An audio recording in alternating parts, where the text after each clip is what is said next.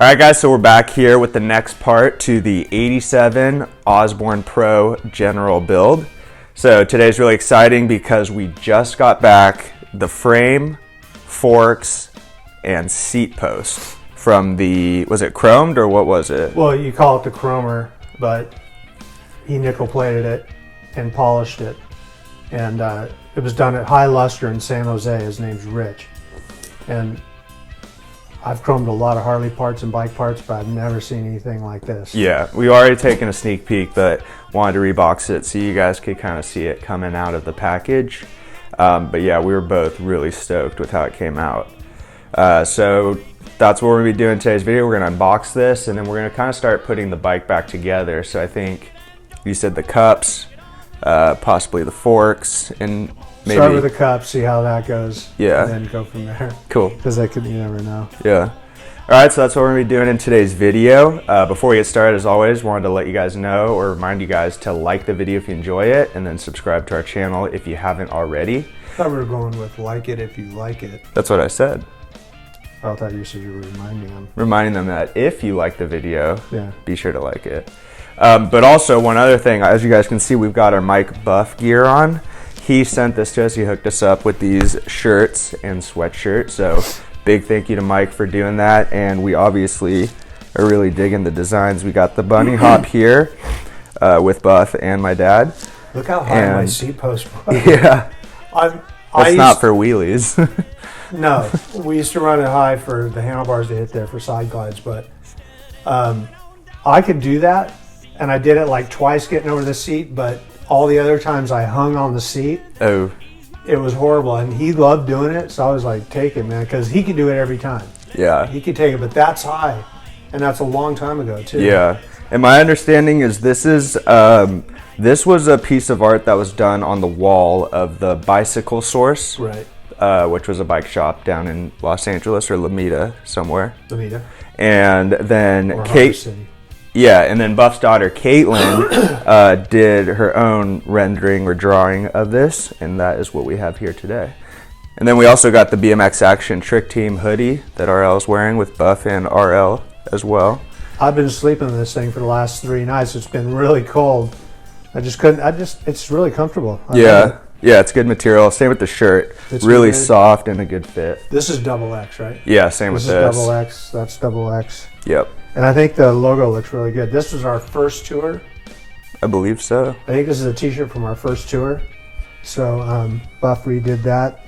I should say Buff and Caitlin. Yeah. And I like the black, and it's really soft inside. Yeah. It's got a really nice touch to it. Yep, so visit mikebuff.com though if you guys are interested in picking up some of this gear.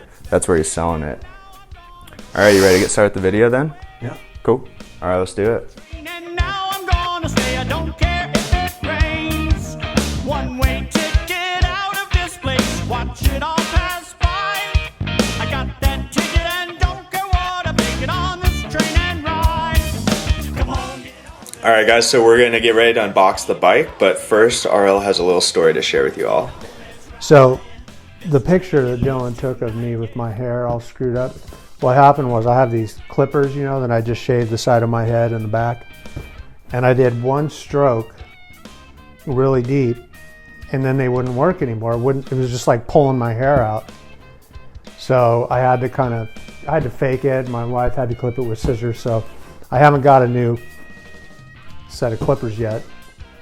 I'm hopefully going to get one today. So if you're wondering what's wrong with my hair, that's what happened. Yes. Let me tell them about this. So Jeremy Chase sent me this. You guys remember this? It was like 10 different colors. But if you look inside there, see that support? Because the laid back seat posts, they bend really fast, but this one's got that support in there. And I shortened the end of this a little bit. It's got grips for the seat, or like little indentations just to give it a little more traction. So that's actually a really cool seat post, and it's nickel plated.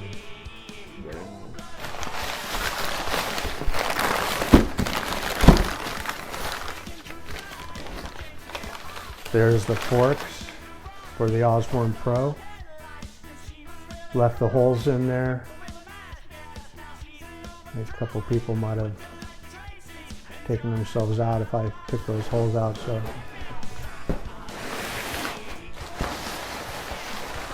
And isn't that beautiful though? Look at the nickel plating on that. It's polished and it's done really good. I mean, he really polished this thing nice. He didn't round the edges too much. I'm really impressed with the guy at High Luster. You wanna hold this? Yes.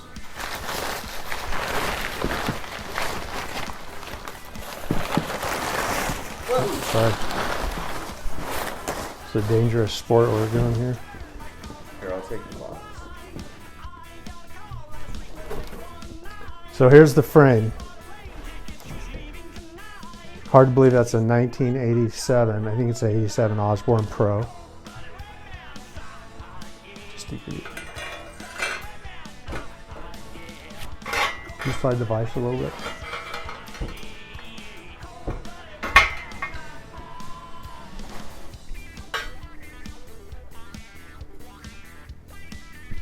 Sweet.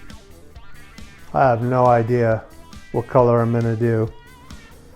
Or So you're thinking you'll paint over that? huh? You think you'll paint over that? Well, yeah, the head and the frame up to here gets painted. And then what we did was we left all the, on the original General Osborn Pros, we left the parts that you were gonna ride or that are gonna be grinded by axle stuff, or you're going to be standing on any dropouts, anything that's going to get kind of cut up, we left chrome because it would last longer. Okay. So like when you paint that part, is it going to be like a solid color, or will you still be able to see the nickel through it? If we paint it, this will be solid, this color that goes down through here. I don't know, I think it stops here and here. But all this up here and this would be nickel. This, and this right here would be painted. And red or yellow, it's going to look really good on there. Yeah, that'll look very good.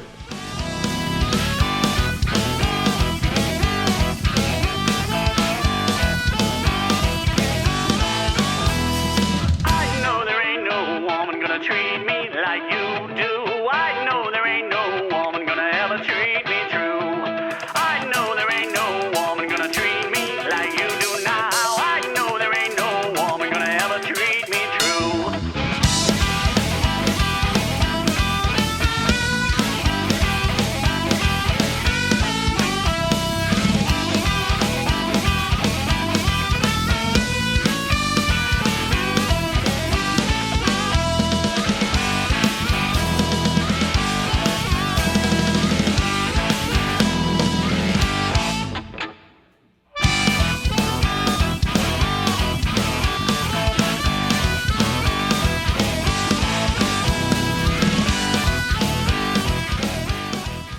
Alright guys, so we've run into a little problem that has slowed us down a bit.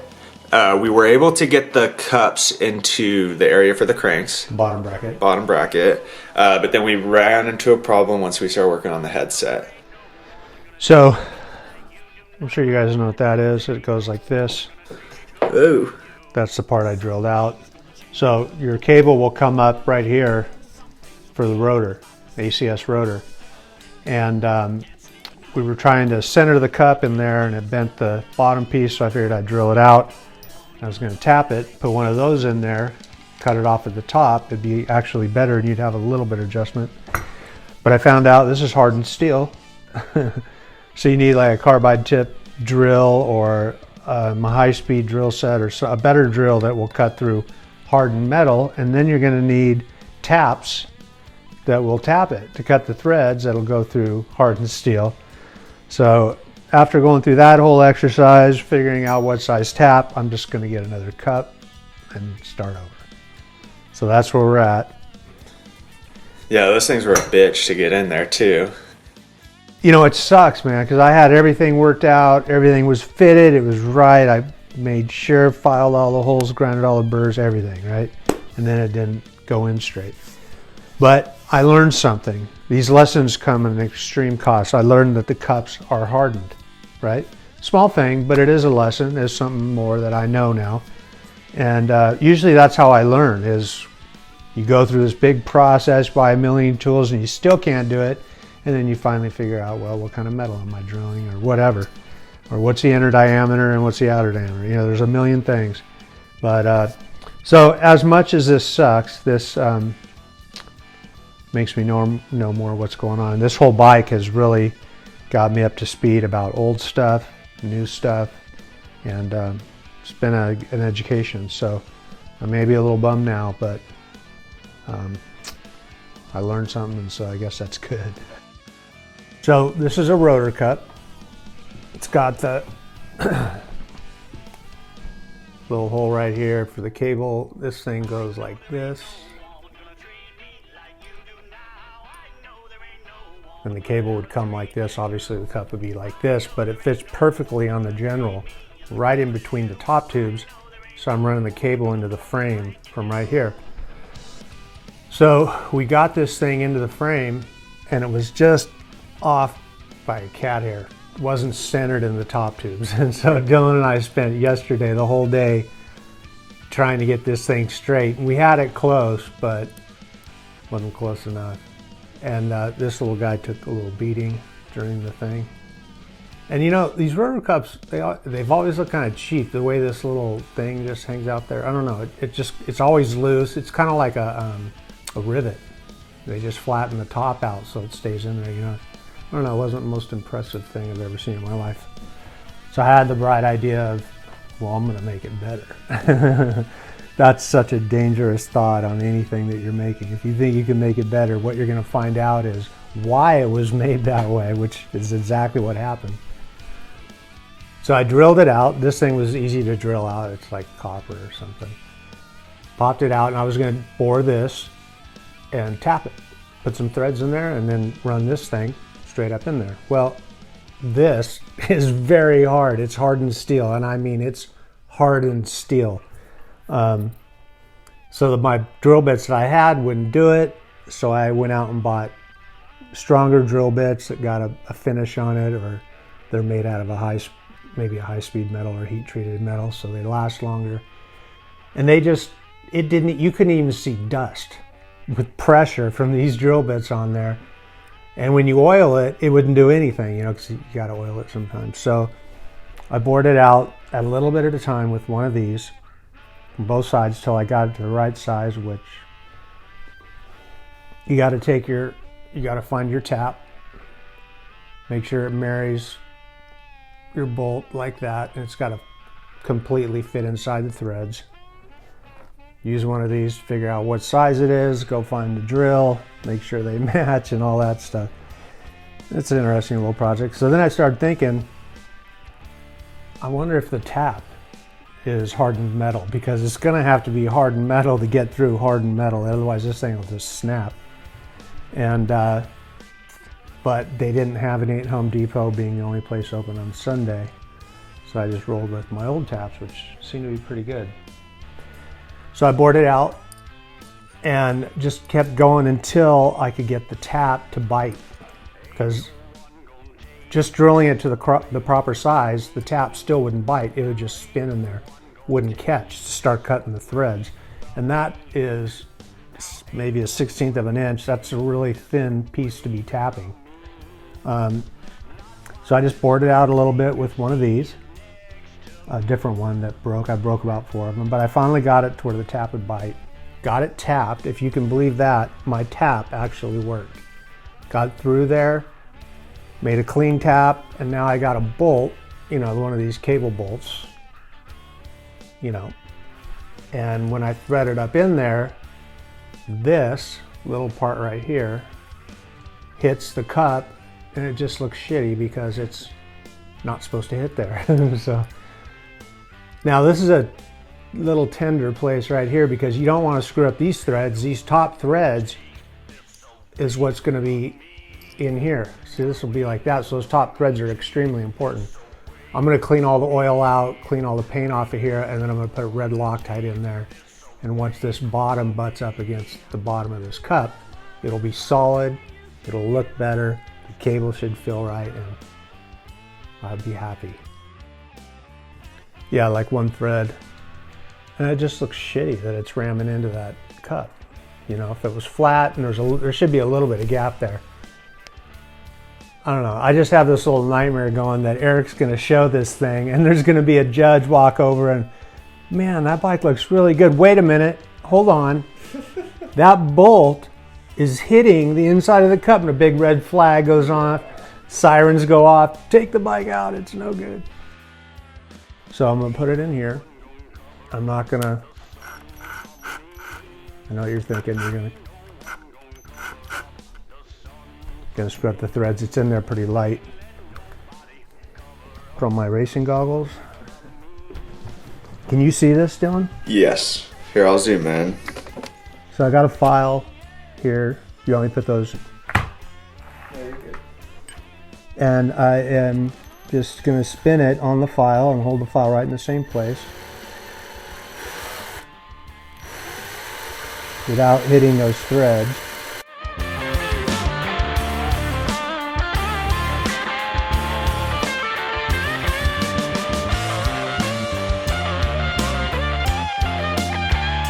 I know you guys are thinking, just go online and order a rotor cup. I did, and this one looked like it was about 4,000 years old. It was, and then I was thinking, I'm gonna have to get that thing, have it re-chromed, get it back. That's gonna be about a month and a half. So I figured, I had a friend of mine built custom cars, like really nice custom cars for Hot Rod magazine all the time. Then he'd sell them. I think he built 400 cars, hot rods, and.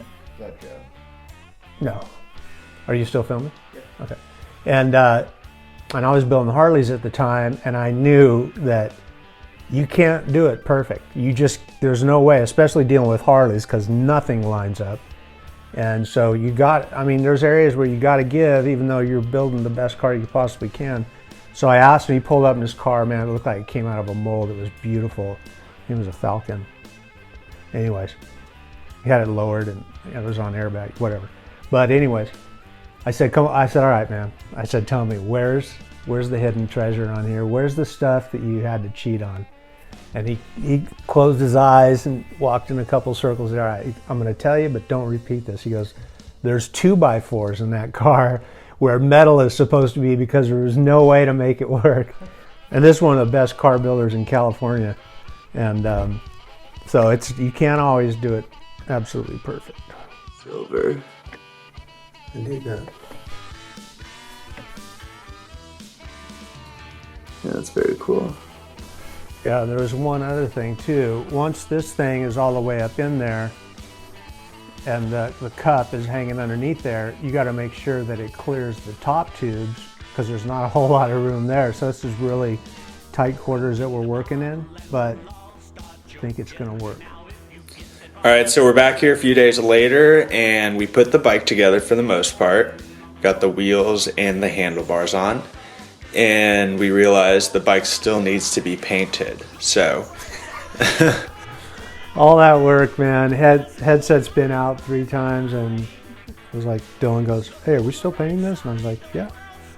So we figured, before we fully assemble the bike, we're gonna get it painted. So this is as far as it'll be for now. However, that's all fixed. We got the rotor cup fixed with a seat in there. It clears, it's smooth. The bike's got a lot of clearance here. That's like a one-of-a-kind RL Osborn cup, isn't it? Dude, that cup, that was like 24 hours and about $200 in tools, man. Lordy. But I always like to say, I learned a lot. That's the only way I could salvage that whole situation. So I learned a lot. All right. So, gonna paint it. There's some questions I got to put out here. Well, yeah. So we need to decide. Right. So we're gonna paint it. I think it needs paint. Kind of leaning towards the yellow. You know, just like a regular general yellow. With some red and black. I don't know what the stickers would be like, to be honest with you. But so only that tube gets painted? No, just like this. From right here, the head tube, this, the crank, and up here. And it stops right there. So all this is nickel. Which sucks because this is like the biggest nickel part of the whole thing. You know? Yeah. Well, it might shine through the paint a little bit, right? No. Oh. But we could get some yellow stickers made. So I don't know. So is it yellow for sure? I thought the red was in the mix. The regular red that the RL Pro used to be, regular red would be good, or canary yellow. I painted my motorcycle that one time and it worked out good. The other situation is, so we got these BSD chrome rims, black spokes, black free coaster, BSD, same in the front. And I'm thinking black rims would look really cool. Just all blacked out right there. And then... So we're going to switch the wheels out with the black ones to show them, right? Yeah, we're going to show you guys what that would look like. And then the bars, I'm going to run... These are standard bars I got from Rick Molinterno. And they're just clear coated, so you can see the welds and stuff, and I like that. But if you guys want to go, I think that's ugly, then go ahead. But I like that. And then the color of the rotor, I'm almost thinking a black rotor. That'd be cool. And then I got to figure out the sprocket color too. But that's all pretty easy. I like the idea of the black rotor, did you say? Yeah. And black cranks. If you do that, yeah, I think that. No. The cranks are already nickel plated. Or what was the black part? Or the black sprocket. Maybe black. Yeah. Rotor maybe black. Okay, well, should we show them what it looks like with the black wheels? Yeah. Cool. Anything else before we do that? Yeah. The other problem is that the seat. Can you grab the seat over there somewhere? I don't know where it is. Okay, never mind. The seat is red on the side and black on top. So if it's yellow, then the stickers could have some red in it, which could pull that in. Or if it was just red, it would really pull that in. But I don't know. That's minor. So we want to hear your guys' opinion on all this stuff. But let's go ahead and put the black wheels on and see what we got. So here we are with black wheels. These are not BSD wheels, but we will get BSD black. And black pegs. I like the black wheels, but I hope you guys disagree with me. I don't want you to just agree with me. And then this would probably be black. There will be a black seat post clamp. I don't know what color that'll be, but look. I don't know if that would be enough yellow to accomplish what we want to do, but this one I think is from Jeremy Chase. He sent me this one. I don't know if this will do anything for you guys. It's the red one. The blue rotor has to go. And the red one's from Brian Bennett. The red one's from Brian Bennett, and they gave me a complete set. All kinds of stuff. Help us out. I'm tired today. Send us your color ideas. Eric, let me know what you think. All you guys, let me know what you think, and go from there. Cool. All right, well, thank you guys for watching. We'll be back soon with another video. All right, guys, have a good one.